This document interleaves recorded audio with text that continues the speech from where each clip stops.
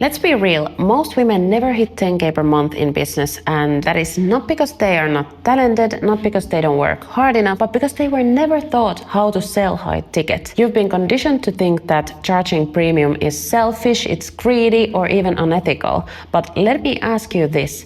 When was the last time you made a real transformation in your own life from something cheap? Did a $7 ebook change your business?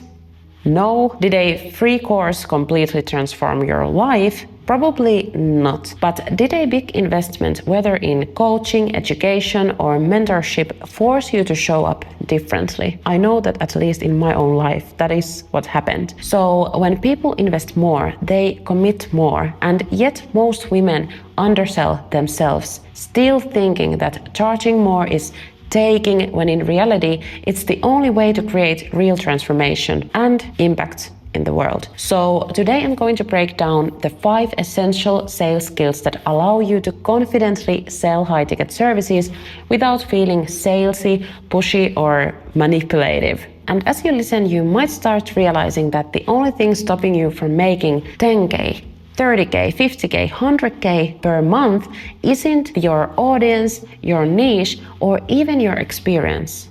It is you. So the first thing is that selling is helping, but only if you let them say yes. So you might have heard the saying that sales is serving or sales is helping others, and that is true. But serving doesn't mean giving everything away for free. So think about this. What's more helpful? Giving someone free advice and they never implement. This is also really annoying for the one giving the help, like I have been there. Or charging them enough that they actually follow through. The best coaches, consultants, and experts don't convince people to buy. They create this environment where their prospects realize on their own that they need the change. So if you don't make an offer, or if you don't let them say yes to themselves, you're actually keeping them stuck. And I always get disappointed in myself when someone has spent time and letting me know their issues and their problems, and I didn't do my job well enough to get them convinced to say yes to themselves and yes to my offer, because I know that if they just continue without that help, they are not going to fix that problem. And that is why I definitely think that sincerely helping others, like, that is ethical and that is sales at its best. So the question isn't how do I get people to buy? The question is, how do I help them see that not buying is the real risk? And there's also a cost of not making that investment now. So the second thing is that ask questions that remove their resistance. Most women I see struggling with sales is because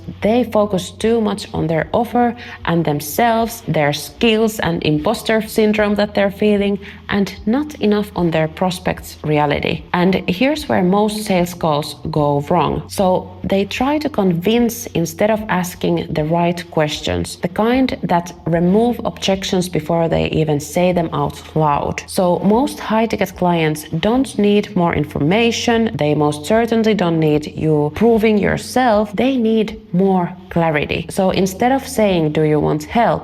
Ask, what happens if nothing changes in the next 6 months? Or what's been stopping you from fixing this before?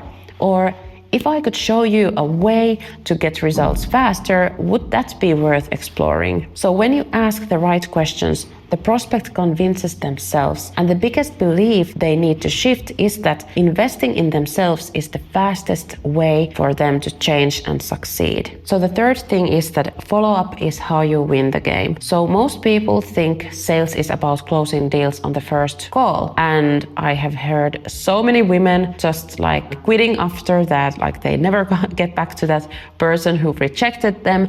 But here's the truth. Most high-ticket clients don't buy immediately because they need to maybe change themselves and their circumstances to be able to commit into such a big transformation that maybe your offer is offering. And even some of my best clients, women who have now built 6-figure businesses, first spoke to me a year before they ever said yes, or they have read my book 4 years ago and now they're saying yes to me in a fast, quick call that I've taken with them. And why is that? Because big decisions just take time sometimes. And customer journey nowadays also looks more like they see a random TikTok or Instagram post. They Google you and they start watching your YouTube videos, and then they might download your free resource or your guide or training, and then they start getting your emails, and eventually when they're ready, they buy. And that is also how I have found my own mentors, programs and masterminds. And there is two types of risks that you might fall into. So if you're constantly changing your offers, like then people who now have maybe got ready to buy from you can't buy from you because you have changed your offer, because you just thought that this isn't working because that client didn't buy the first time. And also, if I had stopped showing up, so many of our clients would have never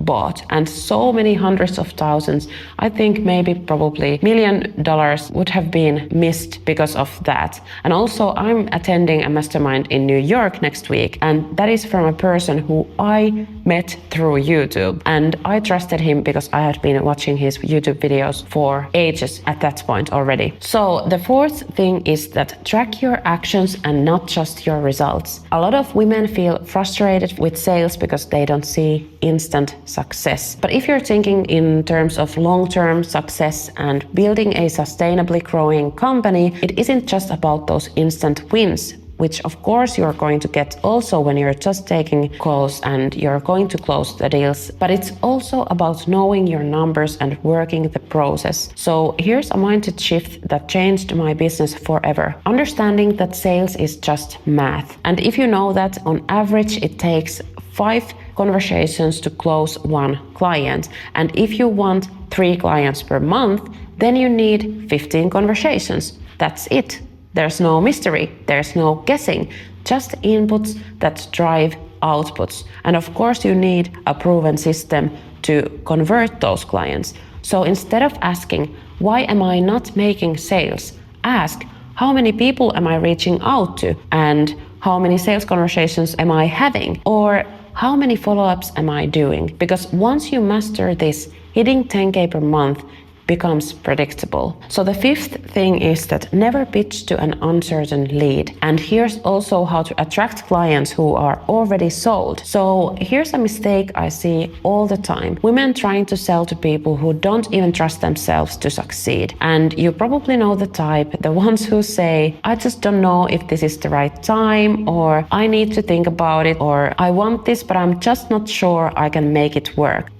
Does that sound familiar? Well, let me tell you something. That is not a sales problem. That's a belief problem. There is no strategy, no script, no perfect pitch that will ever fix that. Because if someone doesn't believe in themselves, it doesn't matter how good your offer is. They will still second guess themselves, they will hesitate and they will delay. And even if with some tactic you will get them to buy, guess what? These are the people who are going to be the difficult clients. They will expect you to do the work for them, and they will blame you if they don't get results. So instead of chasing these people, start filtering them out. And you can even do this by creating content that already overcomes these most common objections that you face and you come up with in those sales calls, so that you've already overcome those objections on the content, and when they come to the sales call, they are ready to buy from you. So if you're still watching, here's what I know. You are capable of selling high ticket, but the reason you're not there yet isn't because you don't have enough experience, your audience isn't ready, or you need to create something cheaper first. The real reason is that you haven't decided to go all in selling premium. So let's recap the 5